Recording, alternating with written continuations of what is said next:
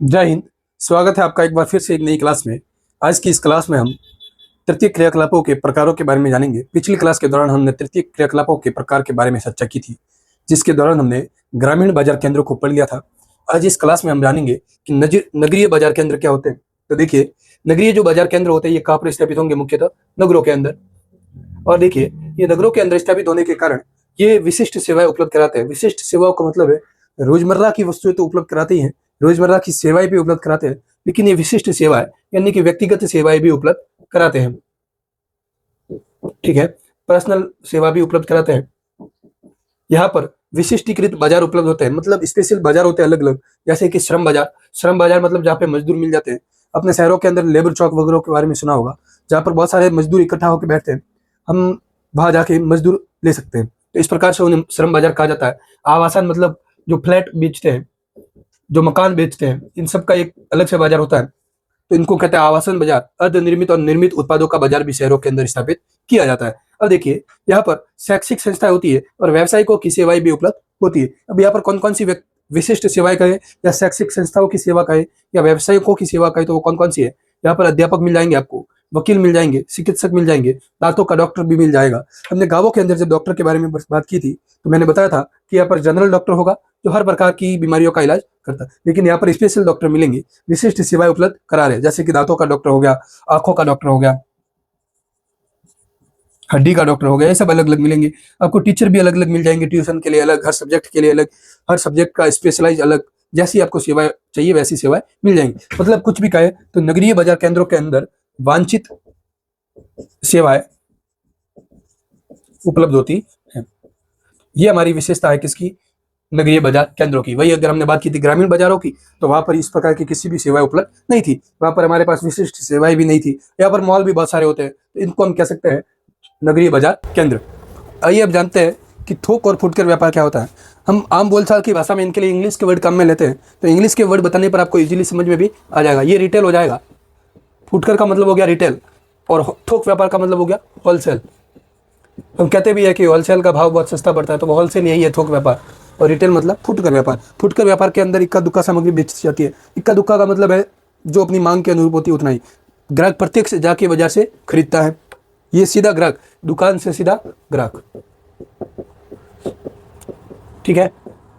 अब इसमें क्या होता है, स्थायी दुकानें होती है, अस्थायी भी होती है। ठीक है, ध्यान रखिएगा, स्थायी भी होती है और अस्थायी भी होती है। अस्थायी कैसे बात करते हैं अभी देखिए, इनमें भंडार रहित व्यापार होता है, मतलब इनमें गोदाम नहीं होते। गोदाम नहीं होने का मतलब सामान को स्टोर करने की इनके पास में ज़्यादा सुविधा नहीं होती है। उतना ही सामान स्टोर करते हैं जितनी बाजार के अंदर क्या है, मांग। ठीक है, जो डेली का बिकता है उतना ही सामान भरते हैं। जैसे कि रेहड़ी वाले हो गए, फेरी वाले हो गए, ये अस्थायी हो गए। अभी रोज़ का सामान बाजार से खरीदते हैं होलसेल मार्केट से, और फिर लोकल बाजार में बेचते हैं। जैसे सब्जी वाले हो गए, द्वार से द्वार, डोर टू डोर डिलीवरी आजकल बहुत फेमस है, तो इसमें भी सामान स्टॉक करने की जरूरत नहीं है। भंडार का हम स्टॉक भी बोल सकते हैं ना, स्टॉक नहीं करते ये, तो ये भी स्टॉक नहीं करते। डाक आदेश, डाक आदेश का मतलब है मोबाइल के द्वारा या डाक के द्वारा आदेश देना दुकान वाले को, वो हमें सामान भेज देता है। इंटरनेट शॉपिंग हो गया, आजकल ये बहुत फेमस है। अमेजन हो गया, फ्लिपकार्ट हो गया, ब्लिंकिट हो गया, 10 मिनट में आपके घर पे, तो ये आजकल बहुत फेमस हो रहे हैं। ये सारे किसके उदाहरण है? फुटकर व्यापार के। ध्यान रखिएगा, इसमें सामान जो है वो प्रत्यक्ष विक्रय होता है। ठीक है, अब आप देखिए थोक व्यापार को, मैंने इनको साइड बाय साइड लिखा ताकि आपको आसानी से समझ में आ जाए। अब इसमें जो होता है ना, इसमें बिचौलियों की भूमिका होती है। मतलब बीच में आपके फैक्ट्री से लेकर के दुकान तक माल आता है, उसमें बीच में कौन आ जाता है? बिचौलिए आ जाते हैं। इसमें सौदागर होते हैं और पूर्तिकर्ता होते हैं। पूर्तिकर्ता कौन? जो सामान की पूर्ति कर रहा है। इनके द्वारा थोक व्यापार का क्या होता है? गठन होता है। यानी कि थोक व्यापार के अंदर ये तीनों होते हैं। फिर इसमें श्रृंखला भंडार जो होते हैं, ये विनिर्माताओं से सीधी खरीद करते हैं। अब श्रृंखला भंडार क्या होते हैं उनके बारे में समझते हैं। श्रृंखला भंडार का मतलब होता है कि जैसे शहर के अंदर एक ही कंपनी की बहुत सारी दुकानें हैं और सब जगह विशिष्ट सामान मिलता है, ये अलग अलग ब्रांचेस हो गई, तो इनको कहता है श्रृंखला भंडार। और ये विनिर्माताओं से, विनिर्माता मतलब फैक्ट्री से माल जो है वो डायरेक्ट खरीदते हैं, इसलिए इनको सस्ता पड़ता है। आपने देखा होगा मॉल के अंदर जैसे 1 किलो के ऊपर 2 रुपये की छूट, 3 रुपये की छूट, कभी कभार 15 रुपये की छूट। इतनी छूट वो इसलिए दे पाते हैं क्योंकि वो डायरेक्ट कहाँ से खरीदते हैं? विनिर्माताओं से, यानी कि फैक्ट्री से। इसके कारण से वो सस्ता पड़ता है। लेकिन यहाँ पर क्या होता है, फैक्ट्री से दुकानदार तक आते आते वो सामान बहुत जगह से होके आता है, उसमें ट्रांसपोर्ट का भी ऐड हो जाता है, टैक्स ऐड हो जाता है, फिर बीच में बिचौलिए होते हैं। ठीक है, डिस्ट्रीब्यूटर होते हैं, इन सभी का मुनाफा ऐड होता जाता है, तो ये रिटेल होलसेल से महंगा पड़ता है। फिर इसके अंदर देखिए, ये फुटकर व्यापारियों की निर्भरता होती है। अब बात को समझिएगा, फुटकर जो व्यापारी होते हैं ये थोक व्यापारियों पर निर्भर होते हैं। क्यों निर्भर होते हैं? ये फुटकर जो व्यापारी है ना, ये थोक व्यापारियों से उधार में सामान खरीदते हैं। उधार में सामान खरीदा, फिर क्या होता है, जैसे ही वो सामान बेचा उससे जो मुनाफा कमाया, उससे जो उधार में माल खरीदा था उस उधार की पूर्ति करेंगे, वापस बदले में उधार में सामान खरीदेंगे। तो इस प्रकार से कह सकते हैं कि जो फुटकर व्यापार होता है वो थोक व्यापार पर निर्भर होता है। क्यों निर्भर होता है? क्योंकि ये क्या लेते हैं? उधार लेते हैं। ये हो गया हमारा फुटकर और थोक व्यापार। ठीक है,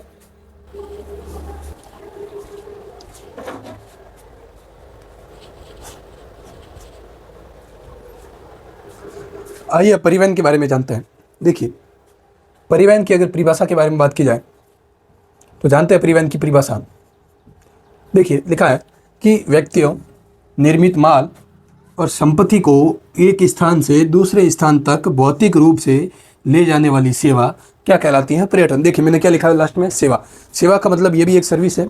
कैसी सर्विस है? इसके अंदर व्यक्तियों को, बने हुए माल को, या कच्चा माल भी हो सकता है, उससे फर्क नहीं पड़ता, और संपत्ति को। अब संपत्ति आ गया, इसका मतलब कोई भी हो गया, इसके अंदर कच्चा माल, निर्मित माल सब आ गया, उनको एक स्थान से दूसरे स्थान तक ले जाने वाली, भौतिक रूप से ले जाने वाली सेवा क्या कहलाती है? परिवहन। देखिए, आपके उत्तर में ये भौतिक रूप अवश्य रूप से आना चाहिए। भौतिक क्यों?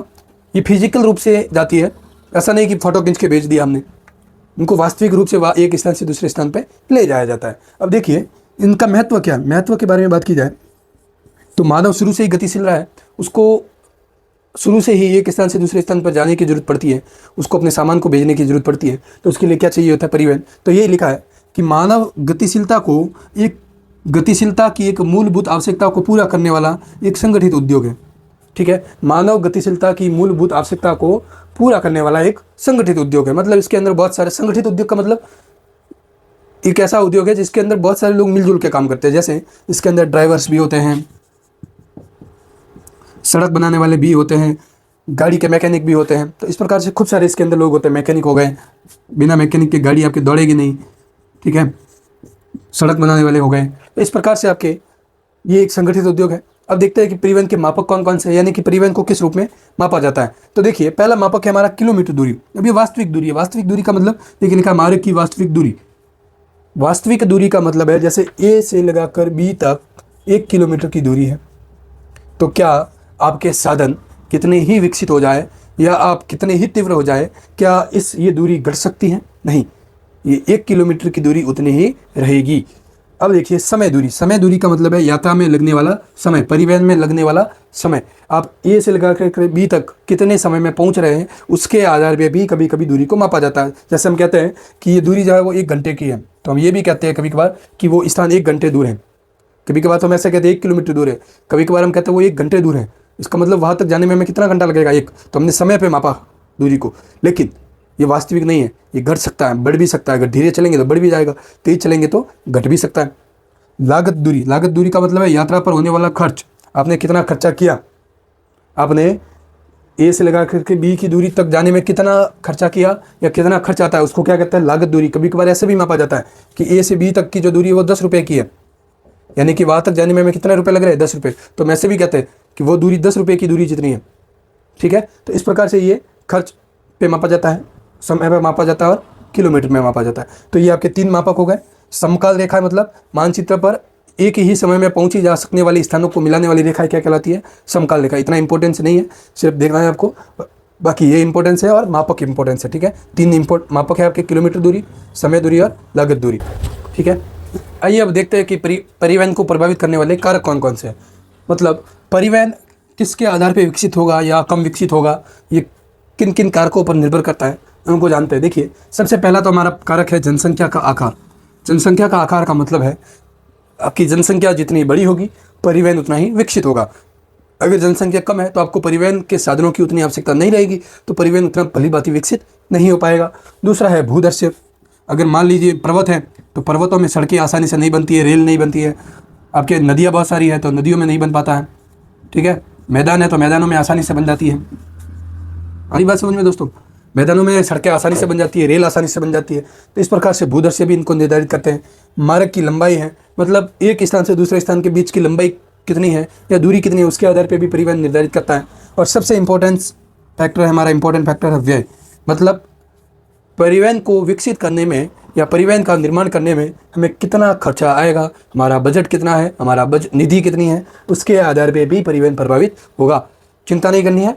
इस परिवहन के लिए आपके अलग से चैप्टर दे रखा है। इन सभी कारकों को वहाँ और भी डिटेल से पढ़ेंगे, लेकिन अभी के लिए आपको इतना सा ध्यान रखना है, ठीक है, क्योंकि आपके पूरा अलग से चैप्टर है सेपरेट, तो वहाँ हम परिवहन को और भी विस्तार से पढ़ने वाले हैं।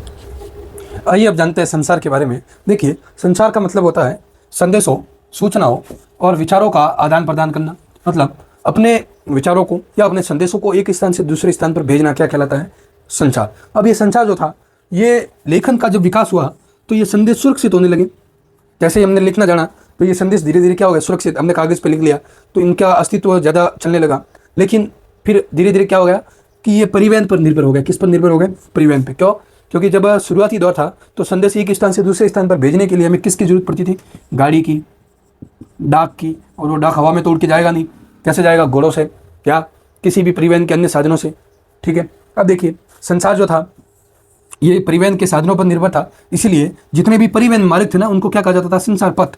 अब देखिएगा, आपको पूछा जा सकता है कि संचार पथ क्या है। तो शुरुआती दौर में या अभी के भी दौर में जो संचार है वो परिवहन के साधनों पर निर्भर है, इसीलिए जो जितने भी परिवहन के मार्ग हैं इनको क्या कहा जाता है? संचार पथ कहा जाता है। क्या कहा जाता है? संचार पथ। अब देखिए, जैसे जैसे टेक्नोलॉजी का विकास हुआ तो हमारे पास में मोबाइल, दूरभाष आ गया, उपग्रह आ गए, और जैसे इनका विकास हुआ तो जो परिवहन संचार जो था वो परिवहन से क्या हो गया? मुक्त। अब परिवहन से हमारा कोई लेना देना नहीं। फट से फोन घुमाया, दुनिया में किसी भी कोने में बैठे हुए आदमी से हम बात कर सकते हैं। अब हमें परिवहन के ऊपर निर्भर रहने की जरूरत नहीं पड़ती है, क्योंकि हमारे पास में क्या आ गया? मोबाइल आ गया, उपग्रह आ गया, इंटरनेट आ गया, ठीक है। आज तो हम आमने सामने बैठ के एक दूसरे की शक्ल देखते हुए भी बात कर सकते हैं, जैसे वीडियो कॉल पे बात करते हैं ना। तो ये हमारा संचार था। आइए इसके कुछ प्रकारों के बारे में जानते हैं। आइए अब संचार के प्रकार को जानते हैं। देखिए, संचार के प्रकार में प्रमुख है हमारा दूरसंचार। दूरसंचार का मतलब है मोबाइल के द्वारा या इंटरनेट के द्वारा अपने से दूर बैठे व्यक्तियों के द्वारा साथ संवाद स्थापित करना। ये संबंध जो है वो किसके द्वारा जुड़ा हुआ है? विद्युत प्रौद्योगिकी के द्वारा। अब देखिए, विद्युत प्रौद्योगिकी का मतलब है ये इलेक्ट्रिक टेक्नोलॉजी से जुड़ा हुआ है। अगर हमारे पास में इलेक्ट्रिक टेक्नोलॉजी नहीं है तो इसका कोई भी अस्तित्व नहीं होगा। तो इसमें समय की बचत होती है, हमारा घंटों का काम मिनटों में हो गया। मोबाइल फ़ोन जो होते हैं ये एक तो संवाद जो होता है वो सीधा स्थापित करते हैं और तुरंत होता है। संवाद सीधा और तुरंत, मतलब आप जब चाहे तब दुनिया के किसी भी कोने में बैठे आदमी को फ़ोन लगा के उसके साथ में अपना संपर्क स्थापित कर सकते हैं। अब जो पुरानी तकनीकें थी, जैसे कि तार भेजना, लेटर भेजा जाता था डाक के द्वारा, मोर्स कोड, आपने मोर्स कोड देखा होगा।